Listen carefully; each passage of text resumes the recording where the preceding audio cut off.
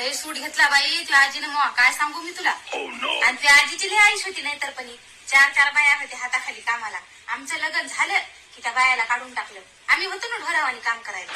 आणि तो मामा सणावाराला न्यायला आला की आज पाठवते उद्या पाठवते करत होते. तसंच मामाला वापस लावित होती. दर सणाला त्या मामाला लढविलेलं आहे तिनं. काकू होते की काम करू लागायला. काकू तर लय लाडकी होती की माय 12 माणसाचा मी एकटी स्वयंपाक करत होतो. साडी मूळ मूळ होसतो. आणि त्या दोघी जणी मायाले किंवा मिरवत होत्या काटापदराच्या साड्या घालून अशा करून. आणि बाबा काहीच म्हणत नव्हते का. बाबा अगं घरामध्ये केवढे भांडण होते का त्या बाबाचं तोंड असं आणि डोळे असे राहत होते. सणवार जवळ आला ना आला की ती आजीला दुखणं येत होता. येरी टुनुक टुनुक टुनुक उड्या मारत होती त्या टुनटुन्या बॉल सारख्या. सणाच्या दिवशी काम करावं लागते म्हणून अशी कणत होती. लई म्हणजे लई सूट घेतलेलं आहे ती आजीनं. सांगत बसलं तर मग केस पांढरे होती तेवढं. चल माय आगावचे काम आवरून घेऊ दे. पुन्हा मग दिवाळीची साफसूफ करायची. सगळ्यांनी मिळून केलं तर होते पटपट. आजी नाही करायला लावायचं का काम. हा मग बसल्या जागी डबे मी पुसायला होती आजीला का तेवढं काम नको काय आता.